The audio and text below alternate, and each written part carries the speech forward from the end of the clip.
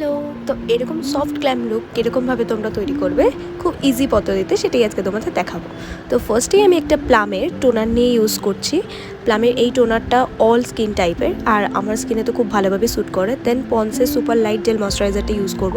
এটা সামারের জন্য খুবই ভালো, মানে সামারের মেকআপ বলো আর এমনি স্কিন কেয়ারের জন্য খুবই ভালো। দেন ইনসাইড কসমেটিকের আমি এই 3-in-1 প্রাইমারটা ইউজ করব, যেটা প্রচণ্ড ভালো পোরকে মিনিমাইজ করে আর তোমরা ডিফারেন্সটা দেখতেই পাচ্ছ। দেন আমি ইনসাইড কসমেটিকেরই কালার কারেকশন প্যালেটটা ইউজ করব।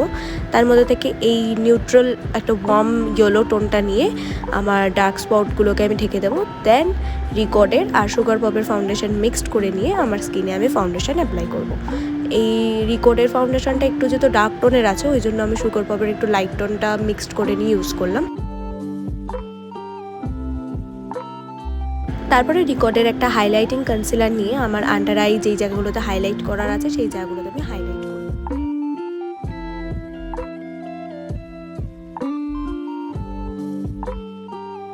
হয়ে গেল, এবার সেট করার পালা। তো আমি ইনসাইড কসমেটিকেরই বানানা পাউডারটা নিয়ে আমার যেই জায়গাগুলোতে কনসিলার করলাম, ইভেন শুধু কনসিলারের জায়গা না, পুরো ফেসটাই সেট করাটা খুব দরকার সামার সিজনে।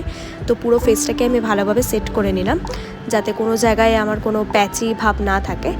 দেন আমি ইনসাইড কসমেটিকের ওই কালার কারেকশন প্যালেটের মধ্যে থেকেই একটা ক্রিম কন্ট্রোরের শেড নিয়ে ক্রিম কন্ট্রোর করে নিলাম। যেহেতু আমার মুখটা একটুখানি এখন মোটা হয়ে গেছে, ওই কারণে কন্ট্রোরটা ম্যান্ডেটারি। তারপরে একটা আই ম্যাজিকের ব্রঞ্জিং প্যালেটের মধ্যে থেকে দুটো ব্রঞ্জিং শেড নিয়ে আমার ফেসটাকে ভালোভাবে ব্রঞ্জ করে নিলাম, কারণ কন্ট্রোরের পরে ব্রঞ্জিংটা ম্যান্ডেটারি। তারপরে একটা আই ম্যাজিকেরই সেম ব্লাশার প্যালেটের মধ্যে থেকে এই শেডটা আমার স্কিনে যেতে চায়, তো এই ব্লাশারটা ইউজ করলাম আমার স্কিনে ভালোভাবে।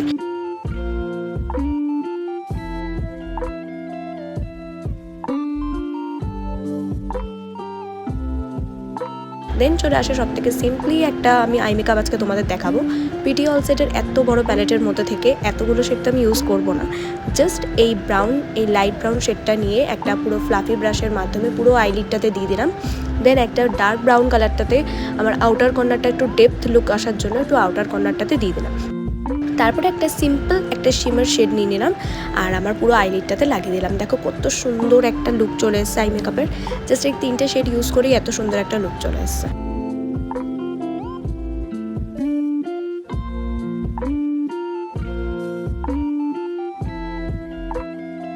তারপরে ওই সেম ব্রাউন শেডটা আমার লোয়ার ল্যাশ লাইনে লাগিয়ে দিলাম। তারপরে ওই ডার্ক ব্রাউনটাও আমি লোয়ার ল্যাশ লাইনে লাগিয়ে দিলাম, যাতে দুটো আই আপার আর লোয়ার দুটো যাতে সেম এফেক্ট দেয়। তারপরে ফেস স্ক্যানারের একটা ফিক্সার দিয়ে পুরো মেকআপটাকে আমি অল সেট করে দিলাম।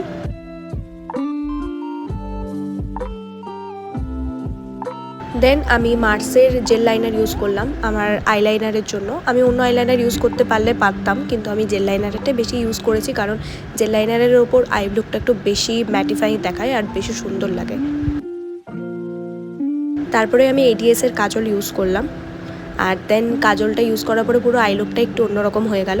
তারপরে ব্রাউন কালারের লিপ লাইনার দিয়ে আমার লিপটাকে পুরো অল রাউন্ড করে একটা সুন্দর একটা শেপ দিয়ে দিলাম।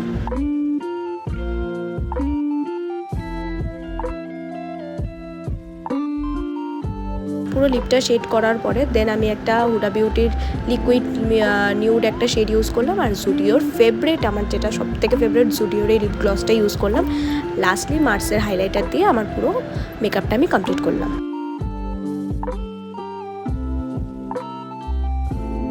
কেমন লাগলো তোমাদের মেকআপ লুকটা অবশ্যই জানিও। এরকম ভিডিওর জন্য অবশ্যই আমার চ্যানেলটা সাবস্ক্রাইব করো।